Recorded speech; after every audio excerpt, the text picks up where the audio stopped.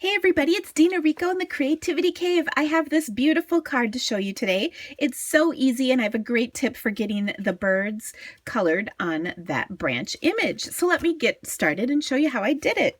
First of all, I am using the stamp set Serene Silhouettes, and it is a great set from the big catalog. And I'm using the bird and tree branch image. And then I'm going to take and stamp that with the birds on it. And I have two colors, and I am notorious for being a lazy stamper. So let me show you how I did that without it being very difficult. So I'm going to take my image, ink it up with Smoky Slate ink. And Smoky Slate is a lighter color, if you will, than the Cherry Cobbler marker that I'm going to use. So I'm going to take Cherry Cobbler and I'm literally going to color right over the top of that inked image. And here, I'll just use this because I don't have another scrap. But I'm just going to color the birds with my marker right over the top. Now, normally, if you were going to do this, you would color the birds separate and then the branches separate, but that is a lot of coloring with a marker, and the branches are kind of difficult to color in effectively, I guess, for lack of a better terminology for that. With markers, you know, it's much easier to ink it with a ink pad. Okay, so I stamped on all of those. Now I'm going to huff it. You know, huffing. And stamp this down on my piece of paper here. This piece of paper is 4 inches by 2.5 inches. And look at that. I've got birds and branches. Love it. By the way, can you tell I re-inked my ink pad?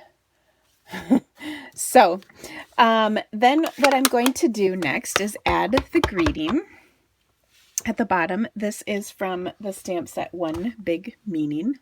Great set. And I'm going to stamp that right down here at the bottom.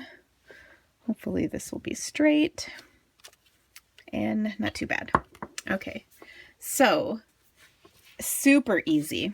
Now, this is a piece of cardstock that I'm just going to layer it on, and I'm going to rip the top edge. And I want just a teensy bit peeking through. By the way, if you haven't had instruction on ripping in a while or ever, you rip the piece towards you and then it leaves that pretty edge behind.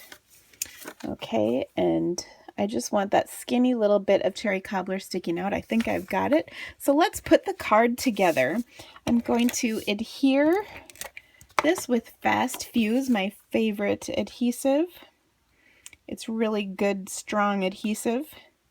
And I've got my card right on there, or my panel of my card. And then I prepared a card, if I can find it. Here it is.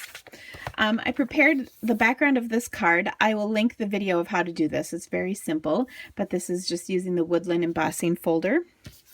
And then I'm just going to adhere this right on top. And that is all that there is to this card. I think this card is really fantastic for thank yous after the holidays. And actually that's what the blog post is all about today.